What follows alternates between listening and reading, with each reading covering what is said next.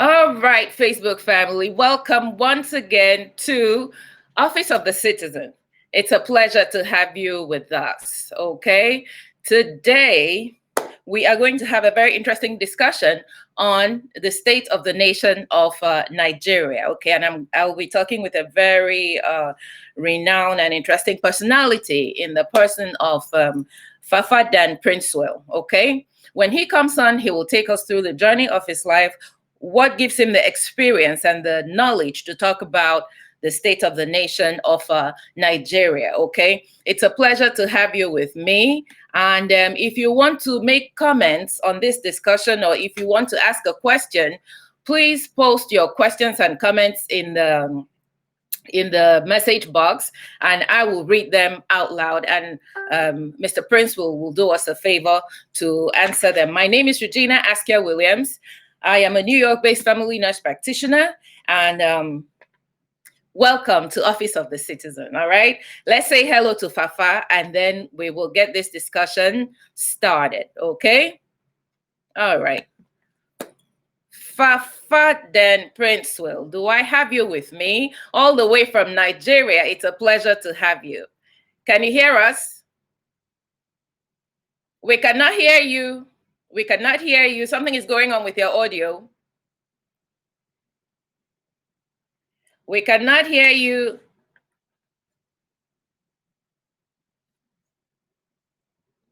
We cannot hear you, Fafa. Adjust your audio. I'm going to come back to you in a little bit, okay? All right, adjust your audio.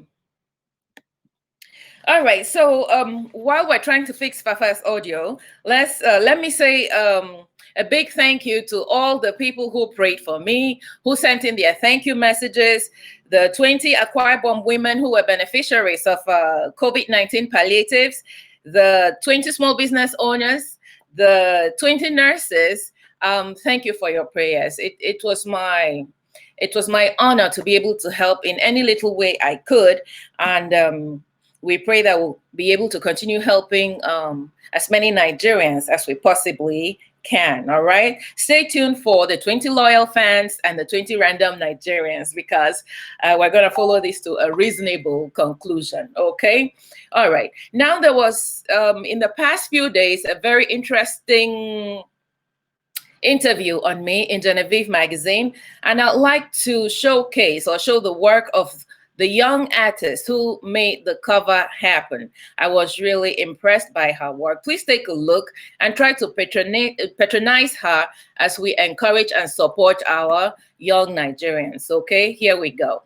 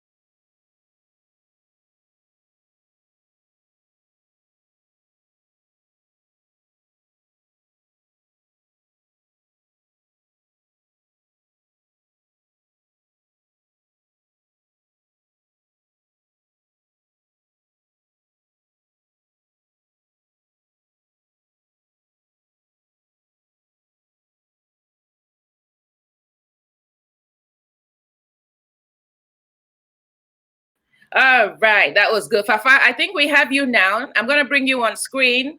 Thank you for joining again. Yes, we can hear you now. All right. All right. Here we go. Here we go. Here we go. Say something. Say something. Let's see if I can hear you still. Hello? Okay. Can you hear me? Yes, we can hear you now, and I'm happy for that. Very good. Now. Okay, so welcome to Office of the Citizen. Try to adjust your camera. There's a lot of shaking going on. All right. Okay, welcome. So, Mr. Fafa Dan Prince Will, it's a pleasure to have you with us. Now, before we start, thank you. Before we start this conversation, okay, I would like to know about you. what experiences do you have that make you think that you can really speak authoritatively on the state of the Nigerian nation? Okay.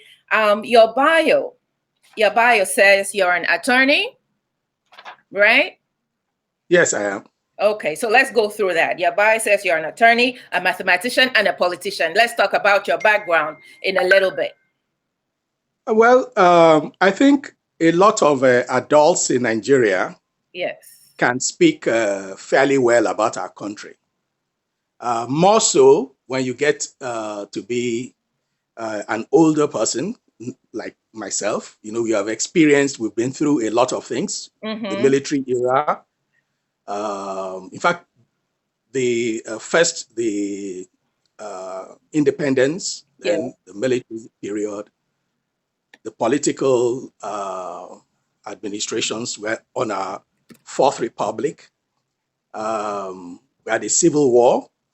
One has been through all of that. I worked in government. I was a special assistant in the Shagari government, President Shagari, during the 79 to 83 administration, a civilian government. I have been in political parties. I was actually youth leader when we had two political parties, the SDP and the NRC. I was national youth leader for the NRC. National youth leader, was that like a national troublemaker? What did you do as a national youth leader? No. The political parties had youth wings at the time.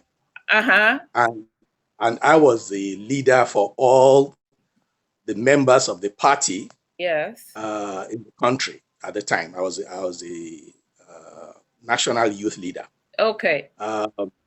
So it was like an apprenticeship role, you know, playing leadership role as a young person. I contested for governor in Rivers State in 1991. I have served on national and state and national boards and companies. I have been on commissions, you know, and in various capacities I have played a role. So you know Nigeria? I think I know Nigeria fairly well. All right. You know, yes. I'm not even going to pretend that I have the mind of an economist or pretend to understand the politics of Nigeria. But what I know is that me, just like many other Nigerians at this time, would like to know the way forward. We first of all need to understand what the problem is, set it in a context that, you know, we can properly understand and align ourselves with solutions profit. So if you can take us to, if I was to ask you what the problem of Nigeria is today, what the real crux of the situation is in terms of Nigeria's problem, what would you say it is? That's both a difficult and an easy question. Some people will take the easy one and just say leadership. Leadership clearly has been the challenge for Nigeria. But there's a reason why leadership is a challenge for us.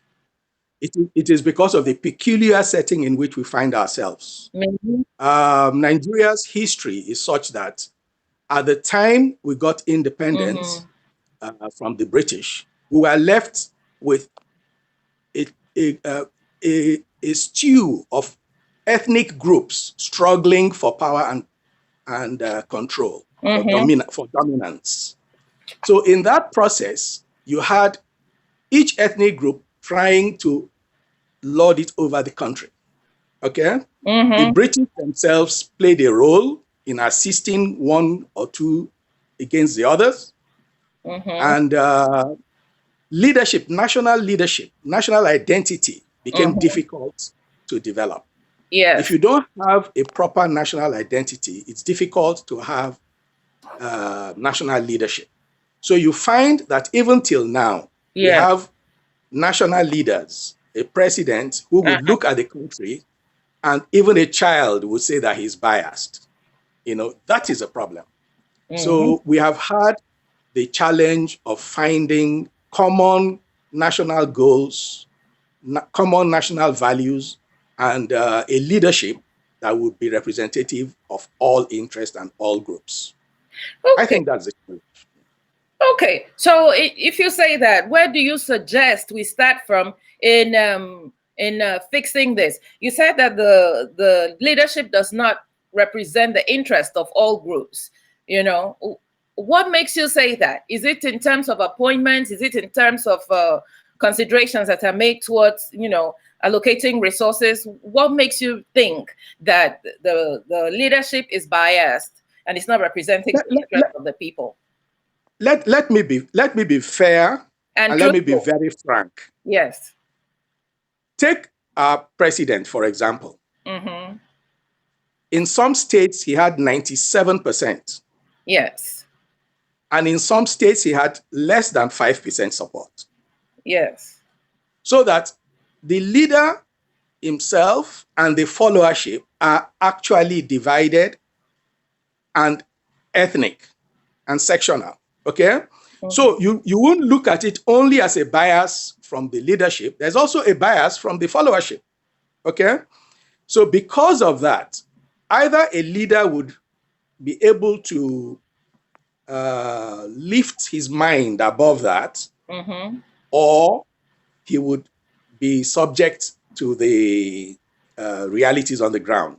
There are just some areas that you have no support, and some areas you have a lot of support on the basis of ethnicity. So when he comes and it now does policies and things to favor those who voted for him, as he did promise that he would do, the problem continues. So that's basically where I would say we are now. Okay, so now you said that when you know, in the early Nigeria, different ethnic groups try to lord it over the other ethnic groups. Now suddenly a person finds himself in a position of leadership. Will he not reach out and work with the people he trusts so that he does not expose himself, so to speak, to people who would like pull the carpet from under his feet? Maybe this is what the leadership in Nigeria is trying to do, to work with the people that they can trust, so that, you know, what do you say to that? Yes, that's what I mean by being fair and being frank.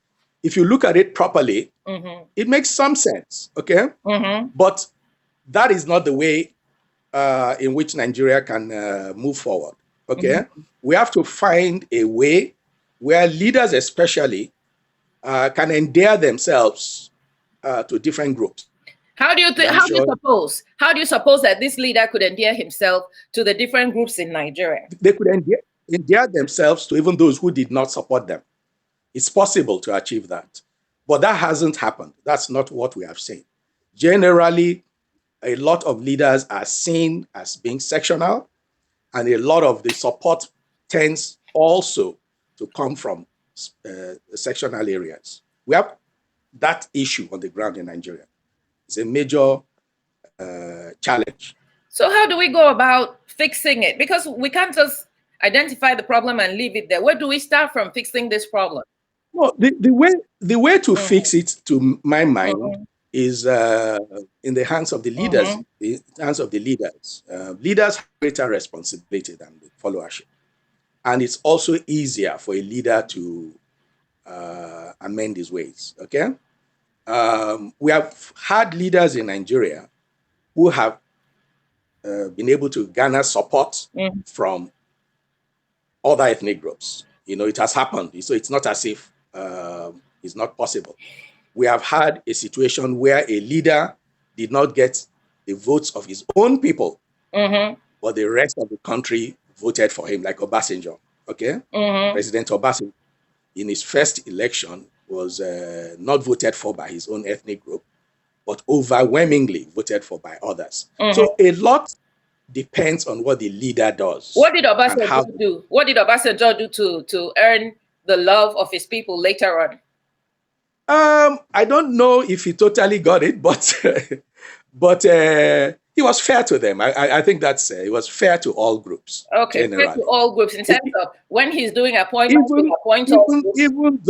even though in the Niger Delta, a lot of people held it against him, back of Odi, but ultimately he was the one who also assisted President Goodluck Jonathan, to the seat. So he was fair to everyone. I think Okay. that's a fair thing to say. Okay. Now, let's talk about the different sectors in Nigeria and what is happening right now. Let's start with the education sector, because the quality of young people we turn out today, right? Like when you Yes. were a youth leader, you were Yes. very vocal and very active in your university, Yes. university communities.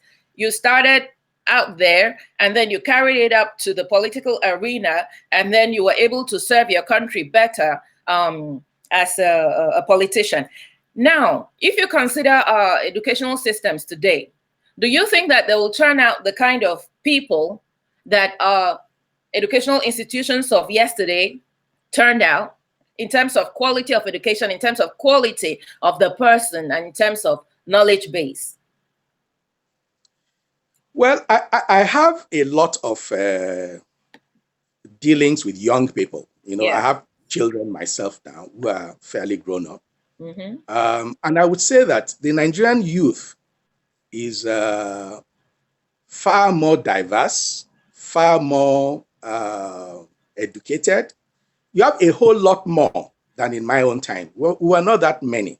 There were only 5 universities in Nigeria at the time I went to school. You think that today's Nigerian youth is far more educated than the education we had in the 60s and 70s, even 80s? We have there's a way of looking at it. I look at it differently from how most people tend to look at it. Mm-hmm. I believe that we have far more Nigerian youth Mm-hmm. in school, in universities abroad today. I think that's clear. Yes. Okay? Yes. A huge number. Okay? We all have several universities now. Yeah. So we have a very large number. So among that large number, if you were to take a very small percentage, they could match our own generation. I think if you had 5 universities at that time, and in fact, my class in mathematics were only 30 people, the entire university. Okay? Mm-hmm. And if you select 30 Nigerian mathematicians, in the schools today, I think they'll do good. I think so. I think we just have a whole lot more. So because there are so many, we tend to use the average, whereas the proper way to look at it would be to compare a similar number of before and now. The education quality now definitely is not as good as before, that's for sure. Yes. But you still have a large number of very, very good students. I think that point should be noted. I'm not sure that a lot of people will agree that we do have like a group of people, a group of young people that are well equipped and well educated enough to lead Nigeria as the future of the nation. I'm not sure, because when you talk to a cross section of people, yes, go on. Let me give you a little. Let me just give you a little thing on it, Yes. just to Yes. Make the point. Okay, your first year in the university at that time, you probably had a maximum of 100 people. Okay, it was a very small university. The entire university, there was no university that was up to 4,000. Okay. Yeah. Now you have so many more. If you were to take only the first class students today, they will fill up a class. They will fill up. But what is numbers versus quality? No. See, I'm taking only the quality now. I'm taking the very best, the cream of the cream. Okay. And then I now take the cream of the cream. Yeah. From abroad. In fact, yesterday, I was very pleased to hear that we have a young Nigerian lady. Yes. Who is now a professor of law in Harvard University. Yes. A very young person. So we have, there's hope. I want to make you, I want to make the point that there are many young Nigerians who are doing great things. Out here, maybe, or in Nigeria? In Nigeria. Both. Okay. Both. The number out in America alone is more than all of us. Yes. More than the entire number. when I was in school. Exactly. So there is some what the Nigerian youth lacks now is a political consciousness, not their capacity. They are not as politically conscious. They don't feel as able to influence things. They are not as interested or as concerned with national issues. That is a big negative that they have now. Yes. Now, they're not, okay, so when these young people clamor for a separation or a division in Nigeria or the division of the Nigerian state, do you think it's a good point to be coming from?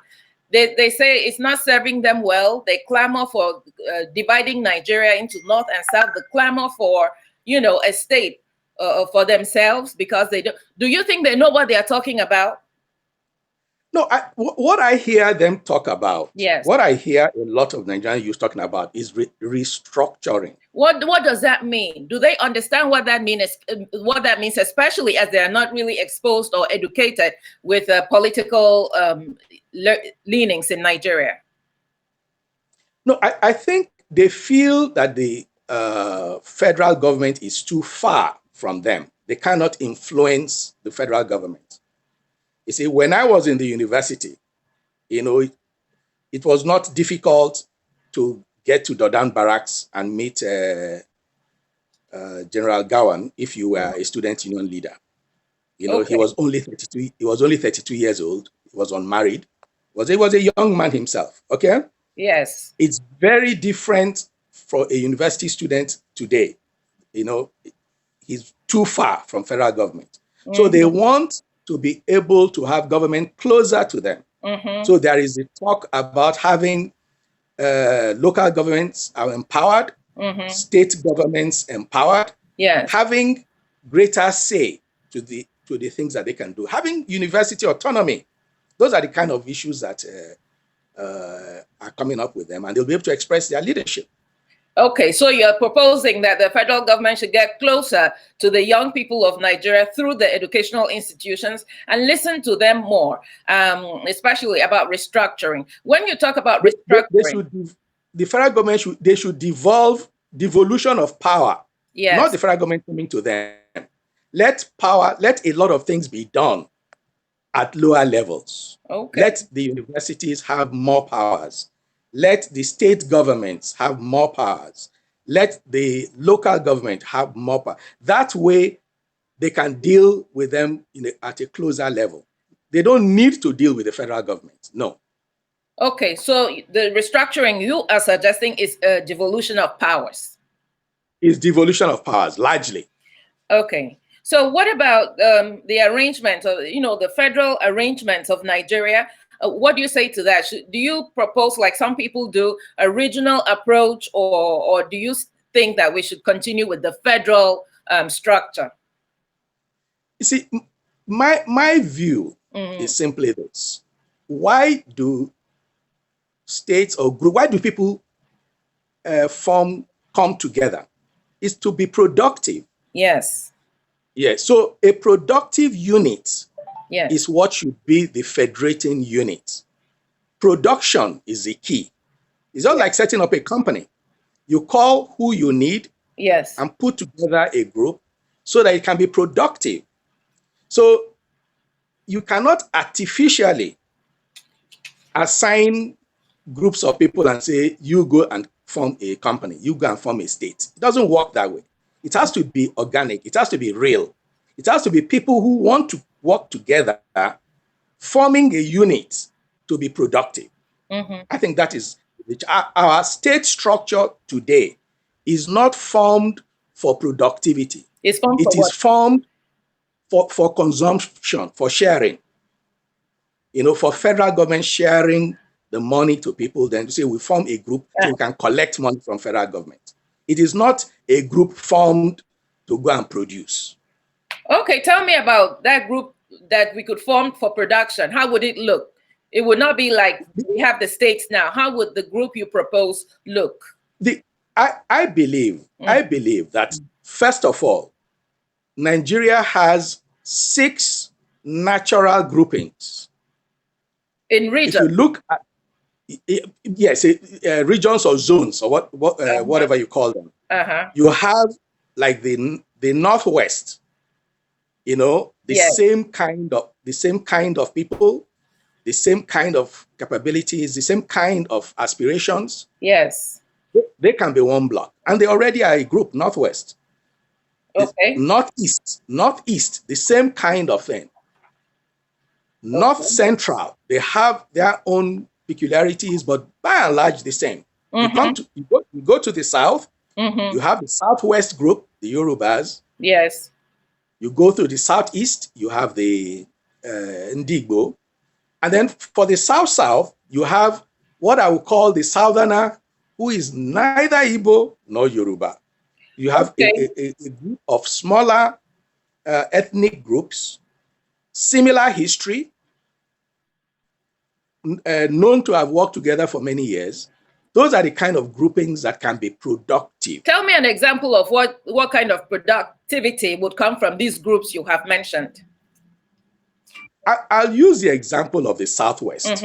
Okay, the Southwest under Chief Obafemi Awolowo, because we had these groupings before. Yes. The Southwest under the Chief Obafemi Awolowo, they focused on education as a group. Okay, they focused on cocoa development. Yes. Okay, and they focused on the indices of development that interested them. Yes.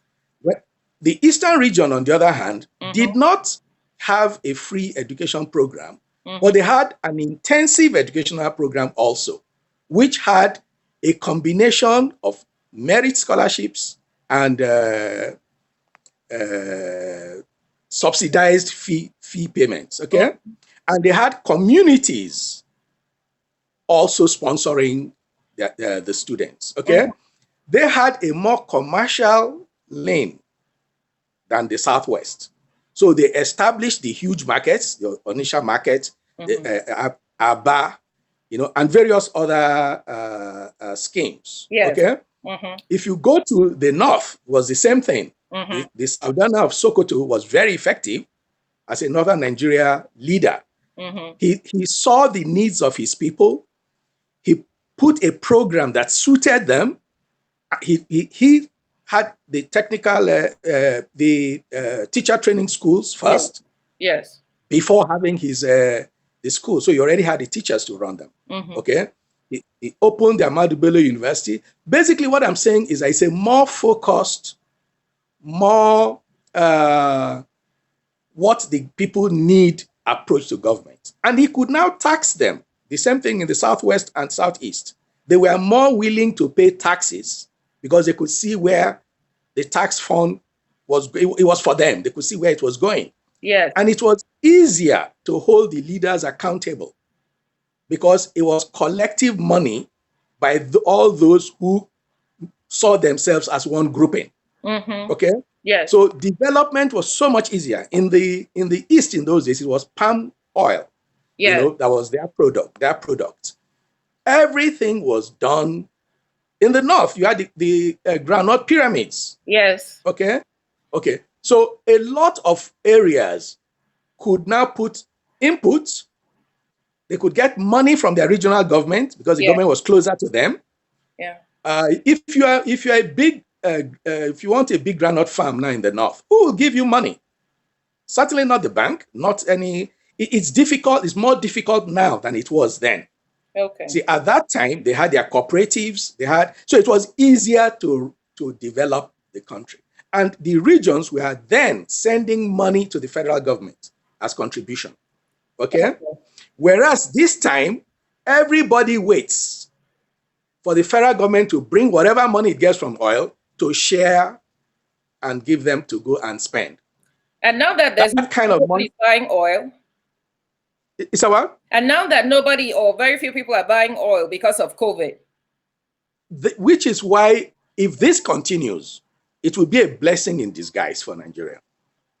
Because if oil is out of it and federal government doesn't have any money to share, clearly people would have to find ways and means to develop their areas, Yeah. And if you are a state, you can go to a neighboring state and say, let's put money together and let's do something. We have in Kebbi today, Lagos State and Kebbi are in alliance, and rice production is huge. Yes. You see, that is the way to go. It doesn't stop any state from any part of the country to align with any other state on a particular project.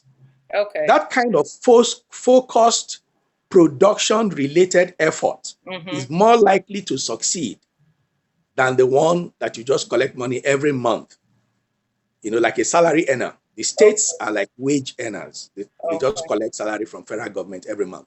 Which Everybody dependent on oil. Okay, now it looks like with the advent of COVID, people will have to, like you said, find other ways, or states will have to find other ways of making money, because apparently the government is going to be broke because nobody is investing as much as they used to in oil. Now, people are also saying that the reason that the government relaxed the lockdown was because they have no more money and they need the economy to kickstart somewhat so that there will be some kind of income coming in. Do you support the partial lifting of the lockdown in Nigeria in view of the fact that this virus is still out there rampaging in terms of infection? I think in a situation of emergency and in a situation of crisis, every responsible citizen would look for a way to cooperate with the government. Okay? Yes. Because at the end of the day, the government is working for the interests of everyone, and their failure is failure of us all. Having said that, it is also difficult not to point out some what I would call errors of judgment. Okay? Yes. I believe that the programs are not as coordinated and concerted as they should be. It makes no sense for some states to be locked down while other states are not locked down. Yes. And then after those ones are lifted, then the other ones go on a lockdown. In a country where we know that people will still be crisscrossing from state to state. Okay? That's one. Crisscrossing having the infection, yes. Yeah, but let's not make too much, of that. Because this is not a time for criticism. This is a time for cooperation together, yes, and to solve national crisis. Okay, I believe that we need to look inwards. We need to look at our reality, and choose methods and solutions that suit our own circumstances. It is not the best to just copy and paste what other countries are doing, especially countries that are clearly not in the same category or league as we are. Yes. If you take the lockdown in America, for example, they've made payments, I think like $1,200 or something like that to each citizen. And then they have unemployment benefits that already kick in. Yes. You have no job, there's unemployment benefit. We don't have all those cushions in Nigeria. We also do not have the capacity to even do a proper lockdown for a lot of our citizens because the circumstances under which they live do not permit social or physical distancing. We have the added challenge that many of the maybe 80 to 90% of our workforce has to work each day to be able to eat for that day or the next. So when you have a lockdown for extended periods, when you have a 1 month lockdown, it's a severe economic calamity for a lot of people. A lot of small businesses, will not be able to maintain their staff. There is no stimulus, unlike what they have in other countries. We just have very, very different realities. Okay. So what do they do? So, They're sharing food out. They're sharing things out. What do you suggest? yeah, see, I have a problem with that. See, the dignity of a human being is beyond just food. Yes. Most lower end persons have a challenge with food, but beyond that, they also have with toiletries. You know, the ladies want their, you know, sanitary, different things, Hygiene things. needs. Yes. The hygiene. They have a lot of needs. Okay, Yes. and there is no structured way to deliver such to them, and Yes. there is no attempt to do that. So to just give food Rice and food. on a daily basis, you know, especially food that people struggle to get, doesn't seem to me to be very near the solution, because a lot of people may not have money but have a strong sense of self. They want to earn their own living. They want, and they've been doing it. So to force them, lock them in, and just get them food to eat is just, to me, not satisfactory at all. It's not Okay. about food alone. You need food, you need medicines, Yes. you need hygiene stuff, you need a few things to feel like a human being.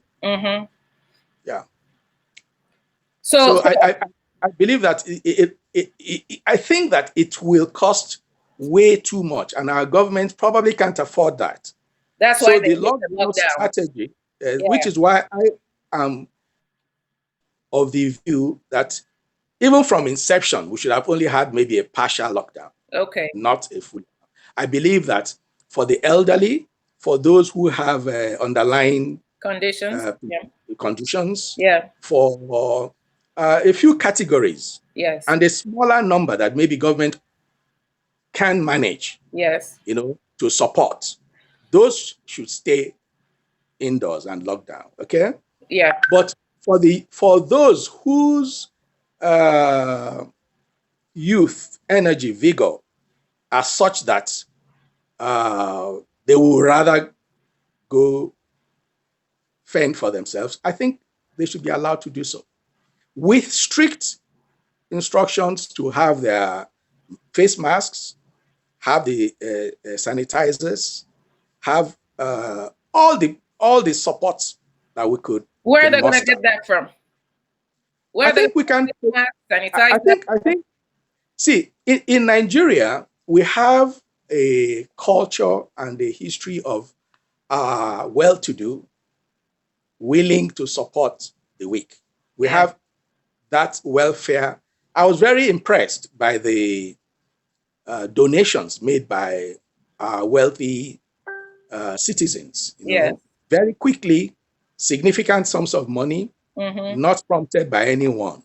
I believe that people could provide the face masks, the sanitizers, the immune boosting vitamins or supplements. But the sad thing is that most of this is not getting to the people. Now, who gets and who doesn't get? Who receives and who doesn't receive? There's no coordinated plan of action to share these things out. Precisely, which is why I would probably, for a lot of such things, go on a subsidy program, there are different ways to make sure it gets to people. Yes. A subsidy program, like what, like, you know, somebody was talking about the government trying to establish the BV, and the government would have been putting money in different bank accounts. When you say subsidy program, what do you mean? Like subsidizing prices of food or things? Take for example, see, in Nigeria, we tend to deal with it as free or full price. Those are not the only options. Okay. If, for example, you have some fee paying but subsidized. Yes. Those who can afford to do that should do that. Then you now have the ones that are free. Yes.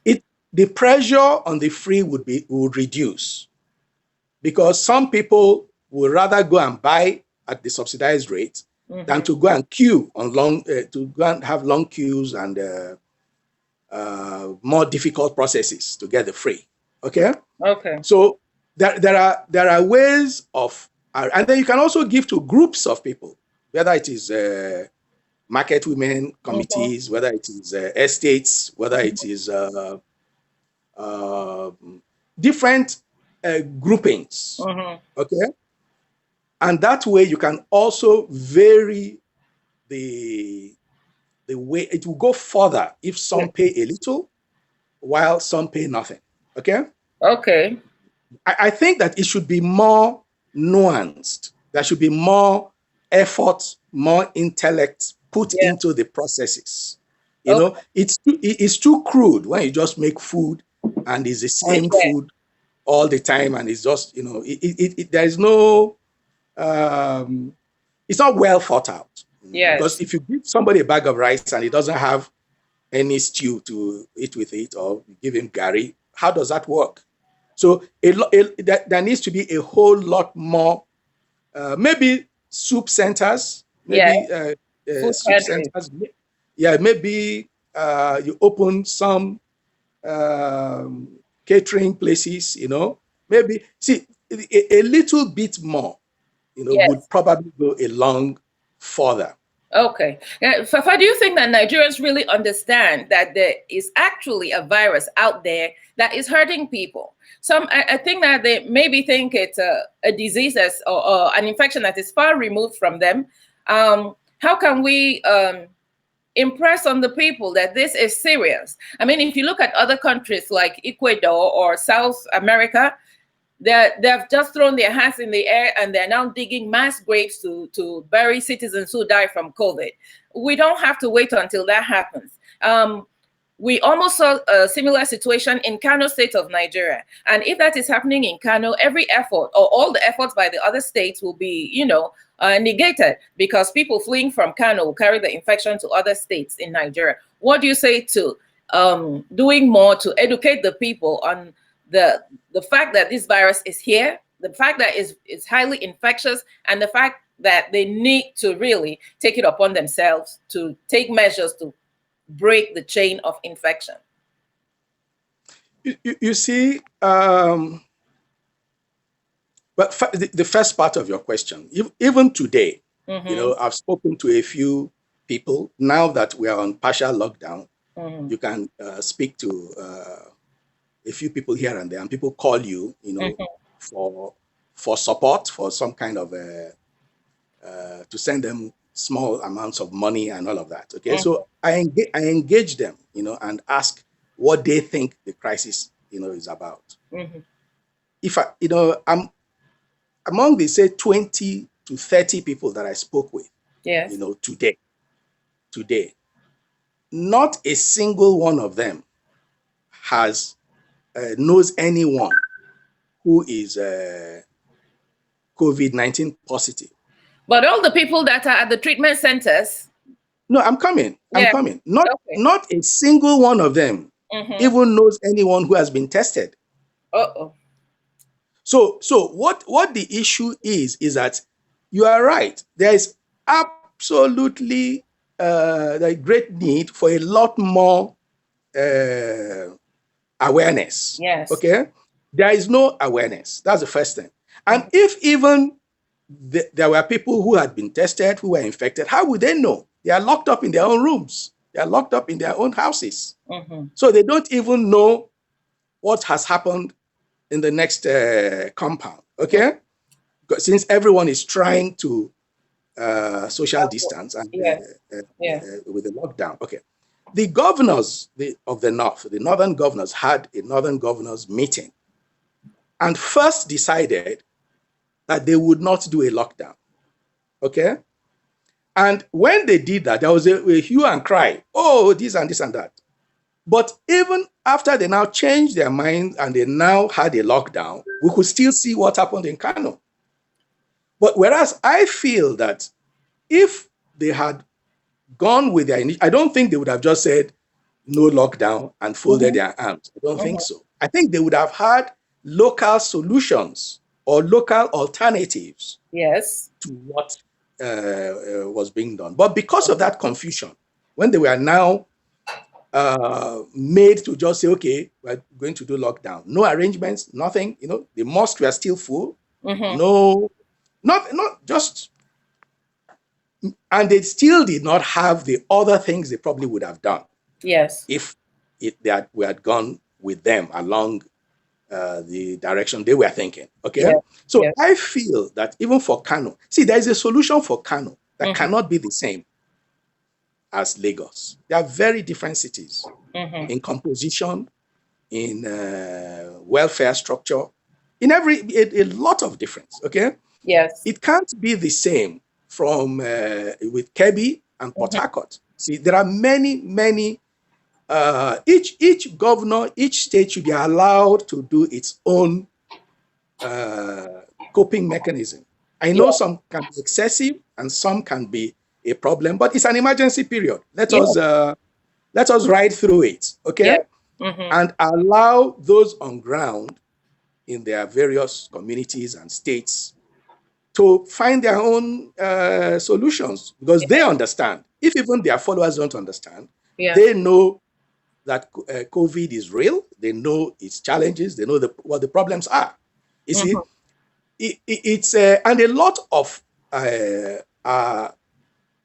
lower end society waits for instructions from the leaders, and no matter how they understand or don't understand, they will still do what they are told to do or made to do. Okay?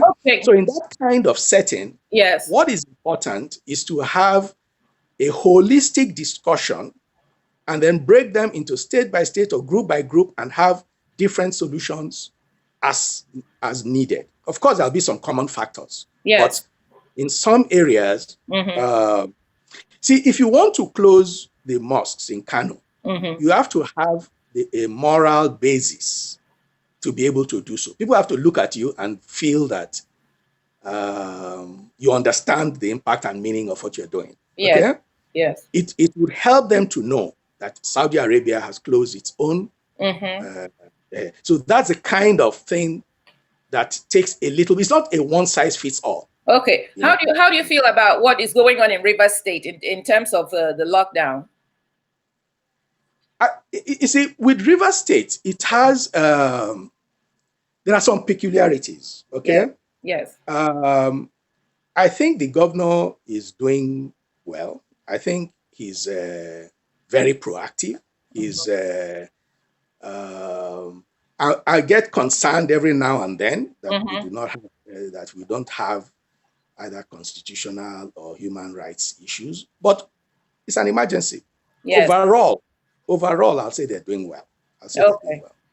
As a last word to Nigerians watching, what do you advise they do right now to take care of themselves and of each other in the economy now? You see, nobody has money to give anybody right now, because as time goes on with poor oil sales, we're not going to have any more money. The government is going to be broke. So how are Nigerians going to manage? How are they going to, exist, so sustain themselves? You did say that states and regions should liaise with each other and do something for each other. But what do you say to the Nigerians today? What should they do to help themselves? Yes, I think, again, I use the different categories, different levels of things. I think all Nigerians should bear with the government, bear with the realities of the day, and let's go through it. Okay? Yes. The government itself should be a little bit more proactive, a little bit more timely, because it takes so long before we hear from the government in clear terms. If even it's not the president speaking, we expect a little more so that we hear what's going on. Okay. And as we go down the line, I believe that our leaders and political groups, this is a time for them to double their efforts on the restructuring. Yes. I think it's easier to convince anyone who was not so sure in the past that restructuring is the way to go. I think that's clear. Yes. And I think among those who are citizens, this is the time to be your brother's keeper, your neighbor's keeper. This is a time to be able to help. And it is not in just financial terms alone, also in terms of advice, in terms of letting them know what to do and not to do. I think for the lower end, a lot of what they need to do now, more than at any other time, is to develop some discipline. Yes. Understand that cutting corners don't achieve anything. At the end of the day, you pay for it. This is a time for them to work in groups a little bit, get to meet those that they have been working with who may have palliatives or support items for them. Yes. But generally learn the lessons, for generations. Learn the lessons that at the end of the day, savings, no matter how little, no matter what it is, having a little thing a little garden. These are all the lessons that I think as a society we should now push for people to receive. Unfortunately, those things are not happening because I think for state governors, for local government, for the federal government, there are many things. This is a teachable moment. It is a time to mobilize our people, to teach them the things to do, return to austerity, frugality, have a little, and then eat right. Eat right. A lot of people don't eat properly. It's a time to return to doing the correct things. And hygiene. Yes. Hygiene. Yes. So these are a lot of things to be done now. What about returning to an agrarian economy? No, I don't think anybody needs to tell us that anymore. I think the federal government, the state, everybody knows we have to feed ourselves now. We cannot, as a nation, be dependent on food from outside the country. It is actually sacrilegious. If we had a restructured system, clearly one of the units would feed the nation. That's for sure. Very easy. I think more than at any other time, agriculture becomes very big. Education, huge. Online, those who are students, online programs now. A lot of things now we have to be ready that the future is here. Yes. The world has changed. Yes. There are many things that will not go back to how they used to be again. Yes. And even for oil, we should no longer spend oil on a daily basis for what we live on. Norway banks the entire oil money and uses it as savings. Nigeria cannot be dependent on oil all the time. Not even the oil communities should think that way. Okay. You must have daily output, daily production. Every unit, every village, even if you have oil or not. I think those are the lessons. All right. Now, are you going to run for the governorship of Rivers State sometime in the future, or are you going to contest in any upcoming elections? Should we be expecting to hear more from you? Well, like they say, never say never. Spoken like a politician. I contested the election a long time ago, and I believe that as the issues come up, some kind of motivation comes for it. I'm not the kind of politician that contests the election just because I feel like. When there's a need to, as I believe that the country now needs active leadership. We need knowledge-based leadership. Yes. We need people who have things to contribute. Yes. Never say never. All right. Thank you so very much. It was a pleasure to have you with us. And you made some very interesting points, which I am going to type out and share with the public. And I hope that each and every one of us that was watching would be able to go home with one or two things from here to help ourselves and help our communities. Thank you very much, Fafa. It was a pleasure to have you. Thank you, Regina. Thank you very much. Bye-bye. Nice program. Bye-bye. All right, everybody. That was a very interesting discussion with Fafa Dan Prince Will, and I hope that you all were able to learn something from it. I expect to see many of you progress to a bigger platform where you can influence your communities as leaders in your different sectors. Okay. So thank you for joining us. But that is not the end. At this point, we're going to invite Dr. Sheun Showomimo, who is going to talk to us about COVID-19. Why is COVID-19 suddenly becoming the doom of Black and colored people? Why are obese people more susceptible to the deleterious impact of this virus, of an infection by this virus? Most of them don't make it back, or most of them have a very rough time and, have a rough time making it through. We are going to also talk about the new treatment protocol for a virus that is constantly mutating. What is going on? What about the vaccines? What about the herbal medication that was discovered in, was it Madagascar? Who is checking this thing? Is it working? Can Nigeria borrow a leaf from Madagascar and help its people, especially as our healthcare systems are not really up to handling this infection? What do we do? I'm going to be talking to Dr. Sheun Showomimo in a minute. So send in your questions and stand by as we get him on, okay? I will see you shortly. Thank you.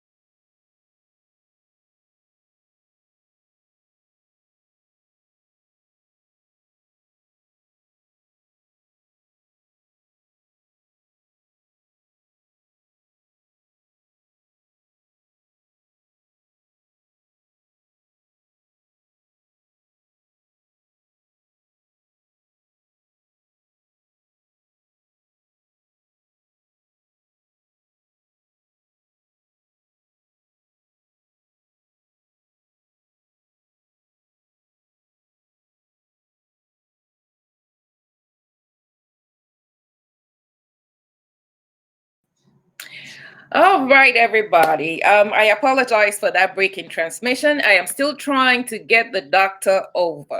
All right. So, in an event where I cannot get the doctor, I will just entertain a few of your questions and we will take it from there. Okay. So, as soon as he can join me in the studio, I will link him up and we will talk. All right. So, the questions I had for the doctor today were actually. The updates on the COVID-19 virus, okay? This virus, like we all know, originated from Wuhan in China.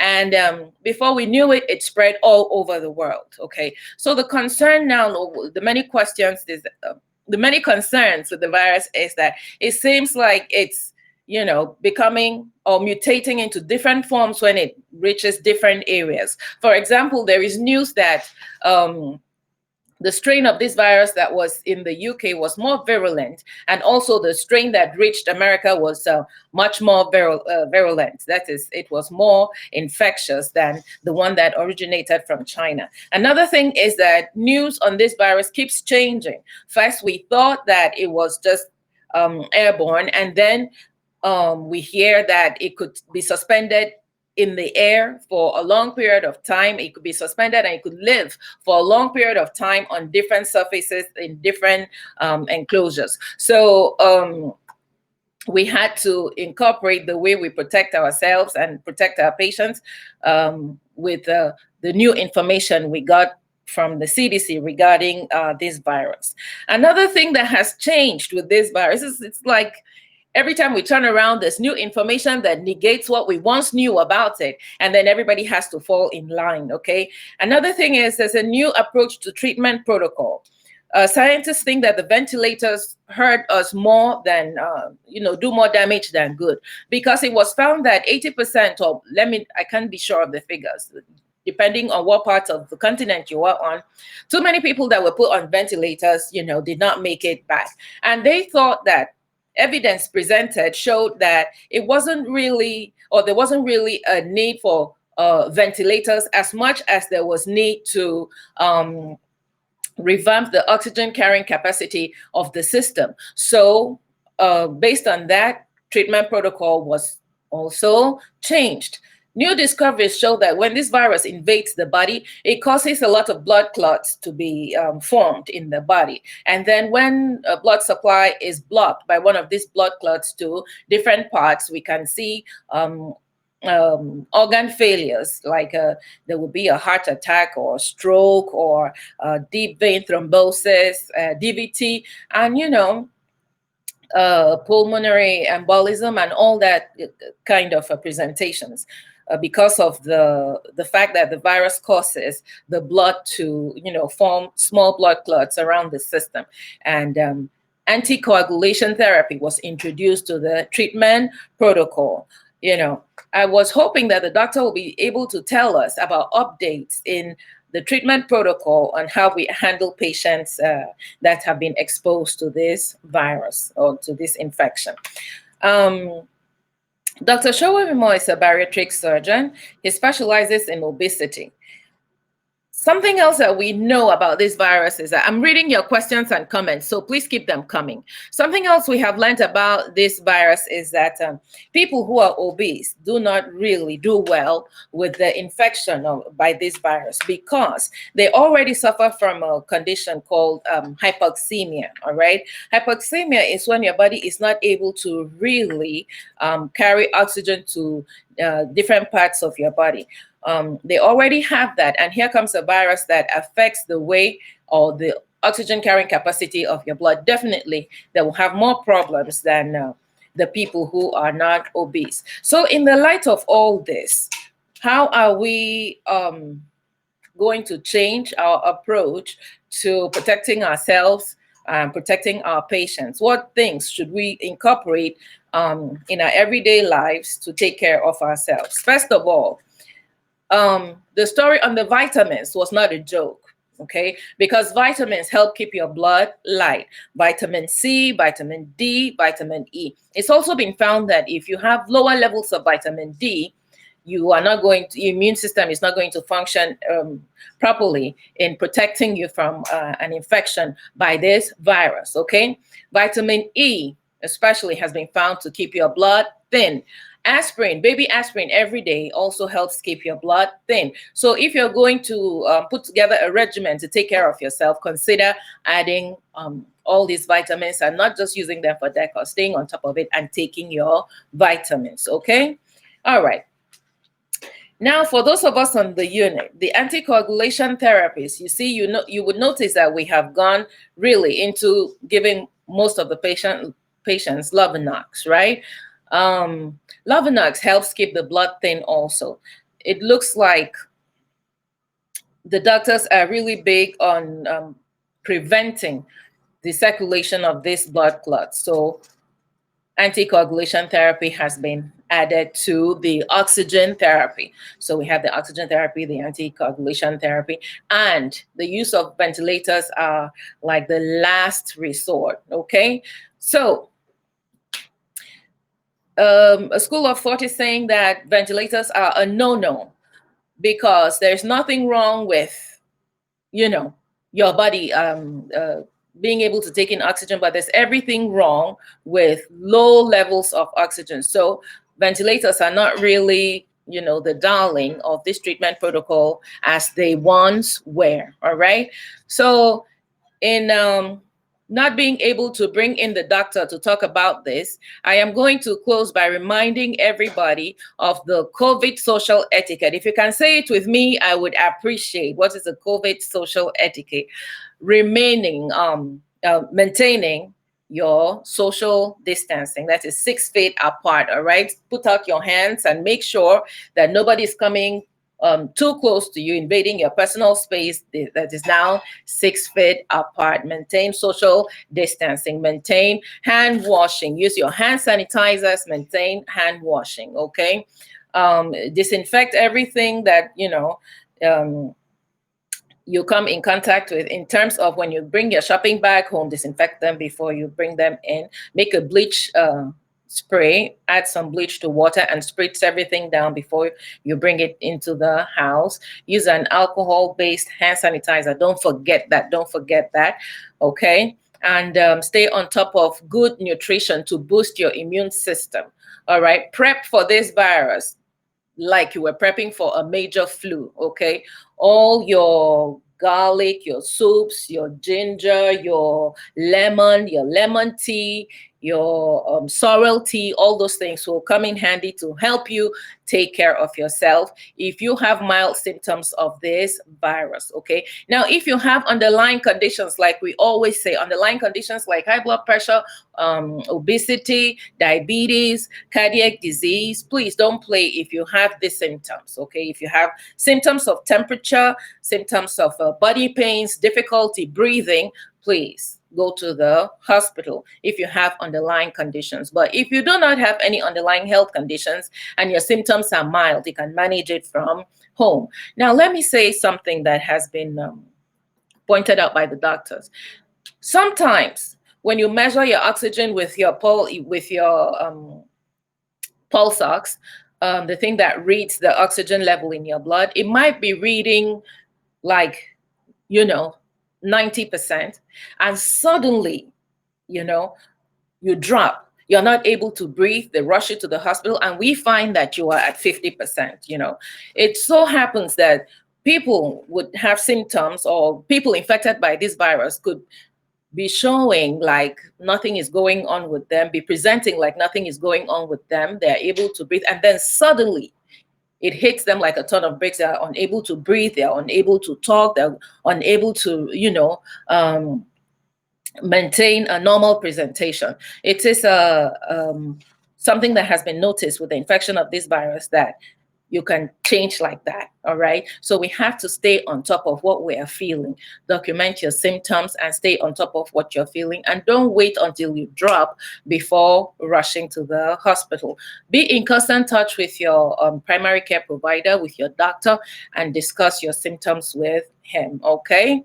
All right. I am going to make sure that I'm able to bring that doctor back as soon as I can so that we can answer all your questions and go through updates or new information reaching us about the effect of the COVID-19 virus so that we can better protect ourselves, our patients, and our communities. Okay. Another thing I want to talk about is the conspiracy theory. All right. The conspiracy theories that is keeping so many of you from from listening to important information, the conspiracy theories that is accompanying the vaccines, the conspiracy theories around Dr. Fauci and Bill Gates. I would like to talk about all that in a subsequent episode. So be sure to stay tuned, okay, to your Saturday online program. It was a pleasure to have you with me today, and I look forward to seeing you soon.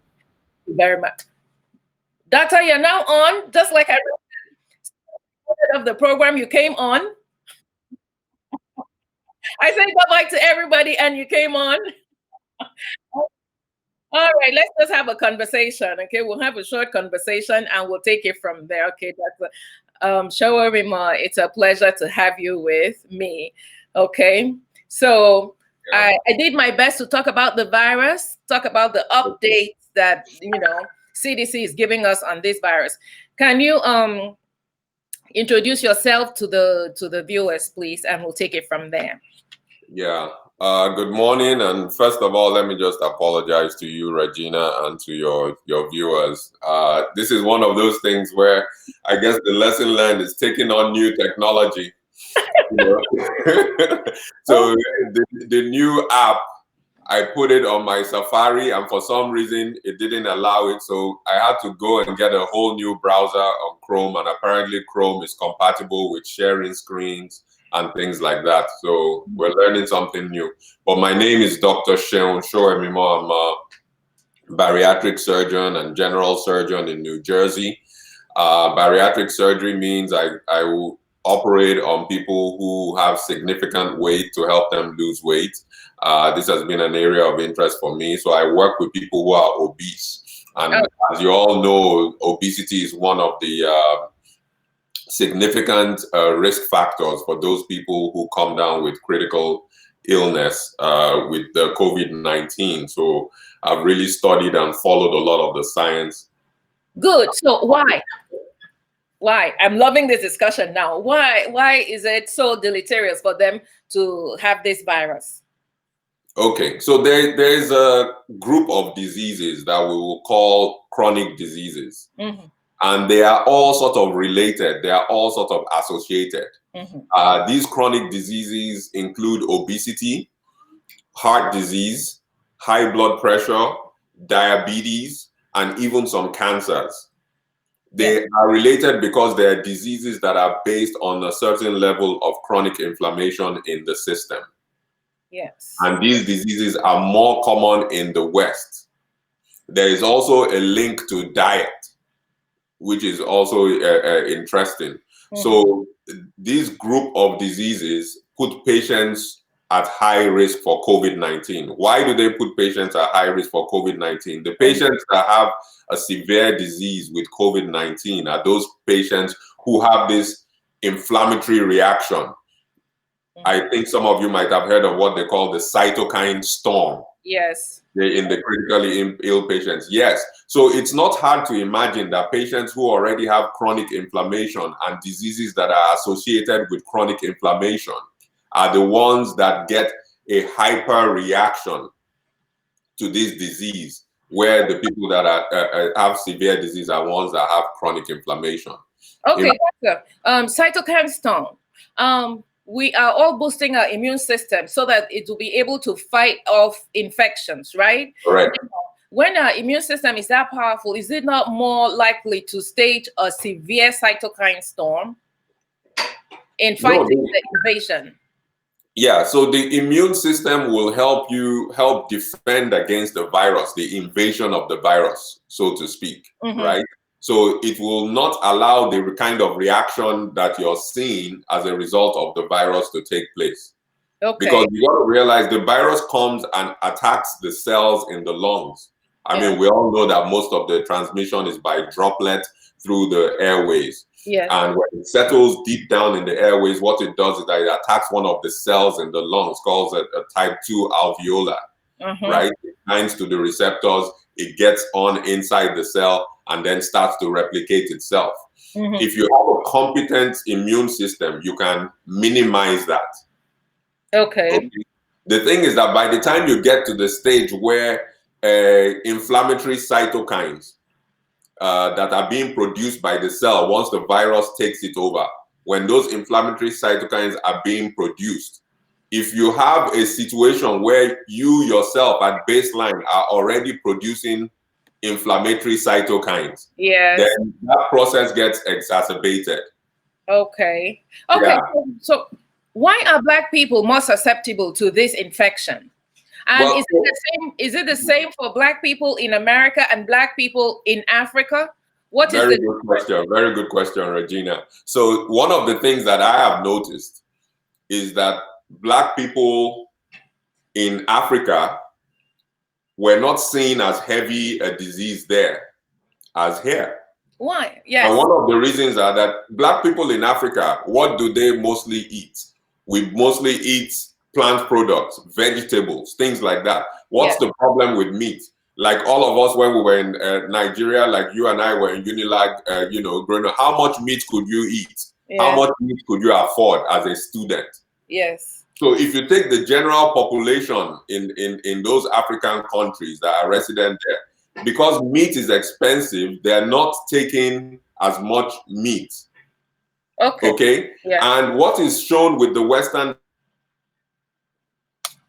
it is heavy in meat and animal products. That's milk, eggs, cheese, fish, meat, shrimps, beef, and all that.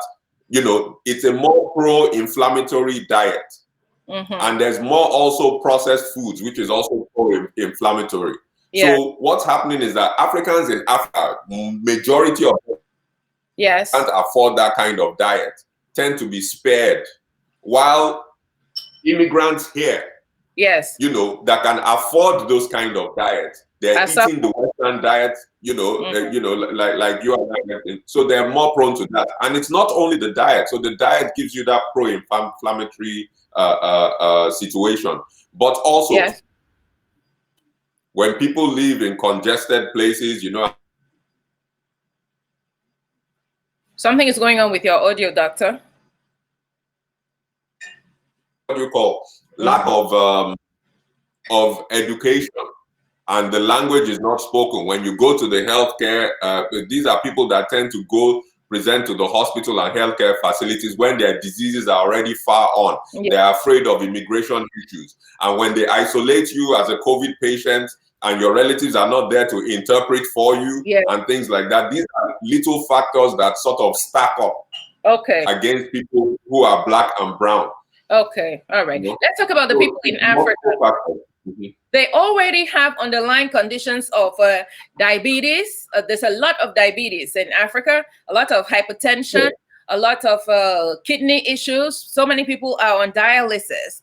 And now with all these underlying conditions, we see the infection rates in Africa are still low. What do you say to that? Is it because there's not enough testing to expose the fact that there is really infection going on? Or is the virus not just being able to be propagated because of the heat? I think we need to, the heat doesn't really affect the virus itself being propagated by the most common form, which is droplet.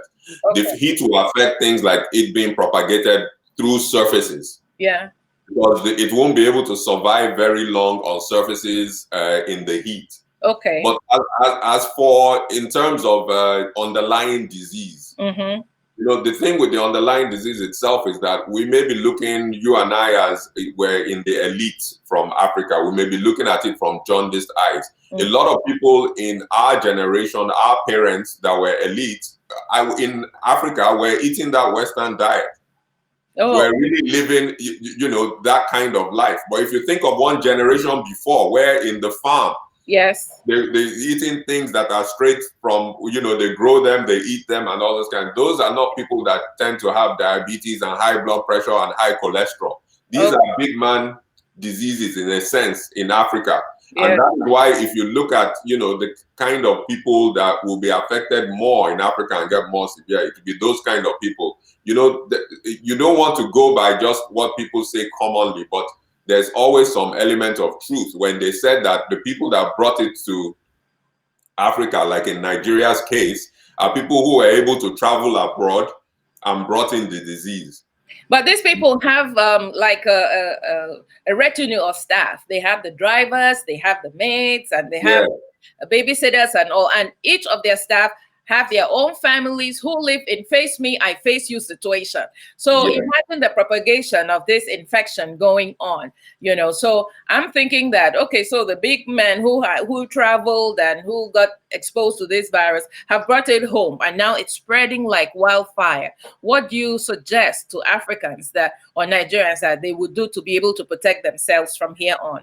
Yeah, so even not only Africans in Africa, but we here as well, we need to protect ourselves. So obviously all the personal protective measures need to be taken very seriously, from wearing masks to washing your hands frequently and not going in crowds of large people, especially in closed environments. This is where one of the things that is peculiar to us as Africans here and at home is particularly a risk.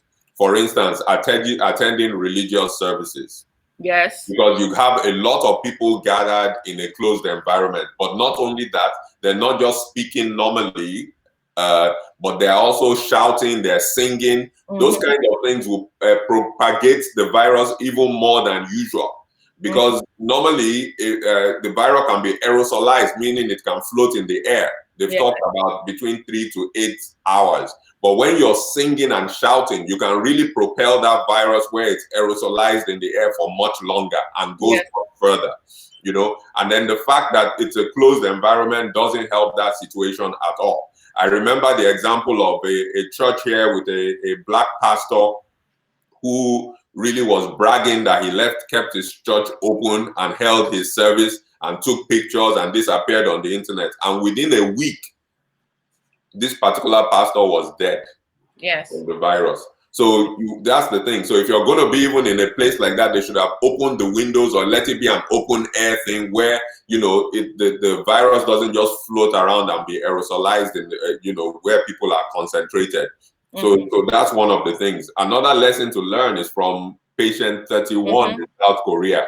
Oh, dear. One singular patient that spread the virus to about 5,000 people by attending religious services, big ones, what do you call them? Revival services. So they tracked this person down in South Korea.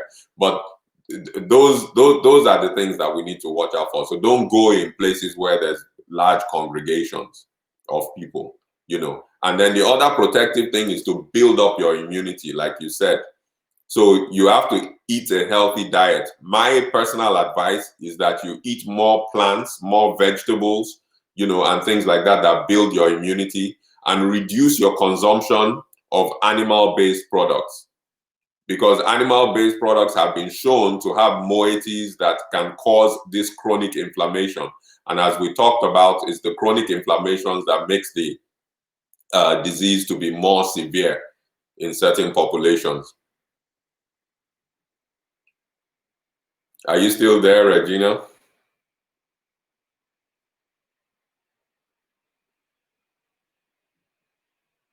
Okay. I don't know if people can still hear me.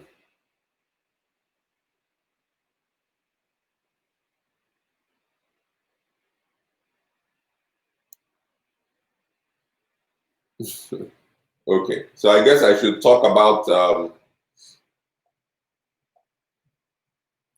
some of the questions that are being asked. I don't know if I'm still live, but if I am, someone should put something in the chat.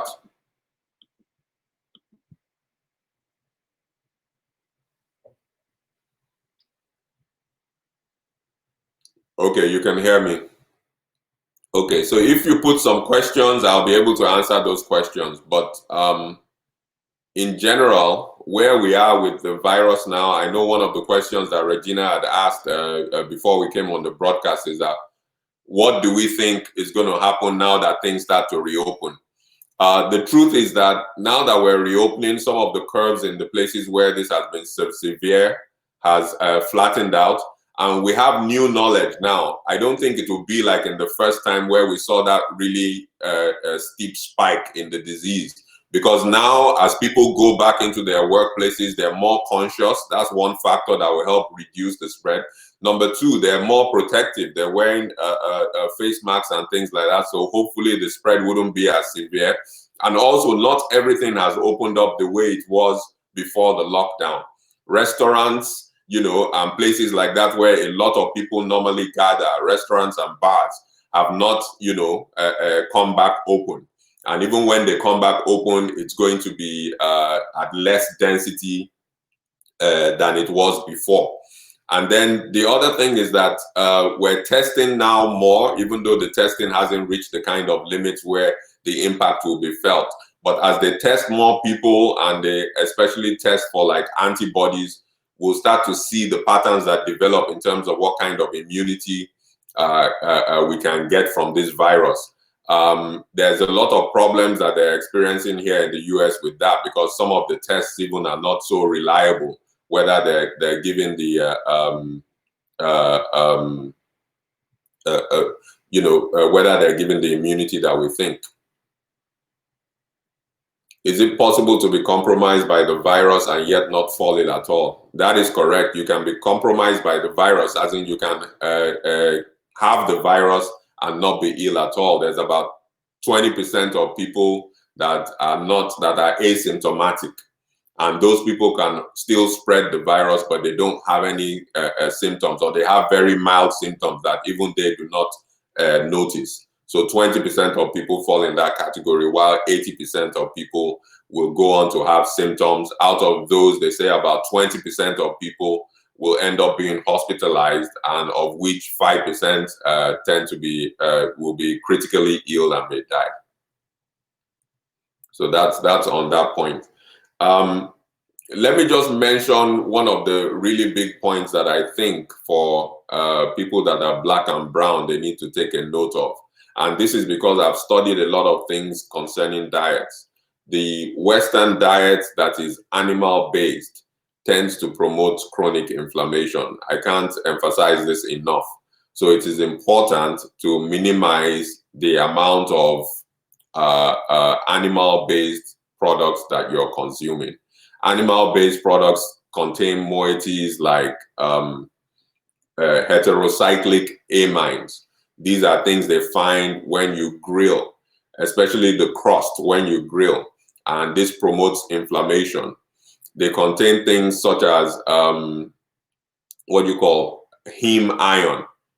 Your body needs iron, but heme iron from animal products is not well regulated by the body. So this can be consumed in excess, and so therefore it can overwhelm the body's antioxidant system to minimize its effects. And if it overwhelms the body's antioxidant system, that means it produces moieties that are what you call superoxide, that produce oxidative stress, and that again causes inflammation. There are other things called TMAO, which is a product of choline in the diet, that also increases inflammation. So these are the things you need to minimize. So minimize your animal-based consumption, but then increase your plant-based consumption, because the plant-based consumption is things that gives you antioxidants and anti-inflammatory properties that will help mop up what you call excess free oxygen radicals. How much herbs can be consumed? Garlic, ginger, turmeric mixture. Well, you need to consume these in moderate quantities. Each of them have limits that you don't want to go beyond. But in general, if you want to substitute salt in your and use these spices, it's more beneficial, because these spices tend to contain bioactives that are anti-inflammatory and that are antioxidants. So that is useful. Okay, so are there any other questions that I can take on the subject? Any things that people would want to know about COVID-19, and as we head into reopening the society, what precautions to take? As I said, my general advice is for people to look out for yourselves. I know that there's different governments and state governments are coming out with different parameters and things like that in terms of reopening. But this is a time when you need to, beyond that, beyond whatever policies are formed, use knowledge yourself and protect yourself as you go back out to your workplaces and everything. Make sure you're safe yourself. Make sure you build up your immunity through eating right, through exercising. Make sure you protect yourself by wearing face masks, by wearing gloves if need be, by washing your hands frequently. Avoid large gatherings, especially places like packed bars and restaurants, places of worship, any place that is closed or that is enclosed where the virus can spread easily. Steam inhalation. Well, if it's not harmful, you can do a steam inhalation, but I don't think, the amount of, that will help you if you had immediately inoculated yourself with the virus and then you do a steam inhalation. That may physically sort of inactivate some of the virus. But it's not something that I would advise in a dangerous circumstance. You don't want to put expose yourself to fire or anything like that. If the normal kind of steam inhalation you do from time to time, especially if you think you've been recently exposed to the virus, then that is fine. I don't know that rub or menthol or any of those other things, help with getting rid of the virus. And please, please, please don't ingest any Lysol. As ridiculous as it may seem, some people hear these things and then, still go ahead and do that. Yes, so question is it true that those that have recovered have a higher resistance to the virus? This is true in general. Extrapolating data from previous viruses, Ebola, MERS, and things like that, there's something called convalescent plasma. That is antibody that has been developed by the body by those who have been infected with the disease. So what is happening is that right now we don't have information that is specific to the COVID-19 to know whether this convalescent plasma really confers immunity, because it depends. It depends on a number of things. First of all, there might be different mutations of the virus, and you have someone that has a particular mutation and developed antibody to that, but it's not the same mutation in someone else. So you can't, until we've studied more, we can't know exactly about in terms of the mutation. And then even though you develop antibody, the question is, what level of antibody resistance is that is developed? Is it such that it can completely knock out the disease in your body? Or is it such that if the disease were going to be 90% severe, it will bring it down to like 40% severe? So those questions are yet to be answered. But those are one of the things where, as we gather more information, as more people are given the convalescent plasma, they will know what those levels are. The difficulty is that in doing the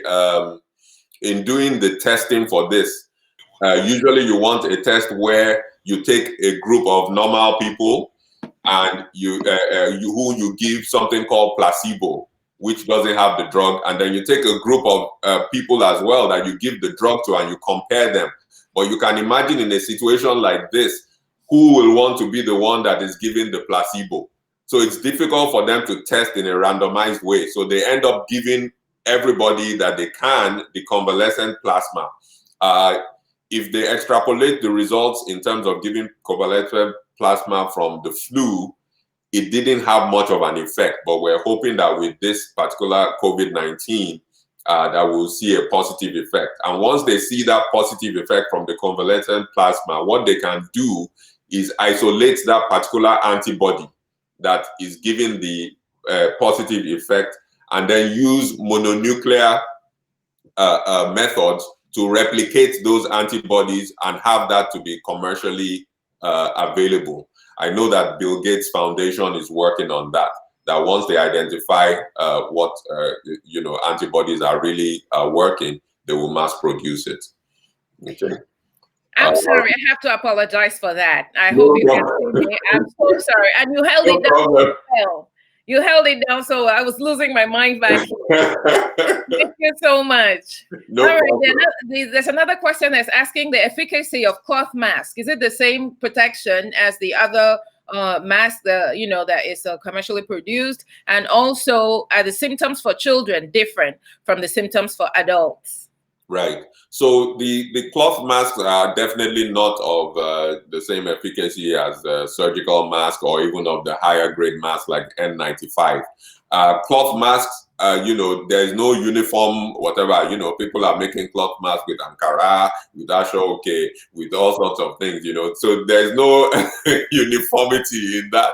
So we just don't know. But we don't think they're of the same grade as medical grade masks. Surgical masks are even of a lesser grade, actually, than like the N95, which really prevents up to 95 or more % of pathogens coming in.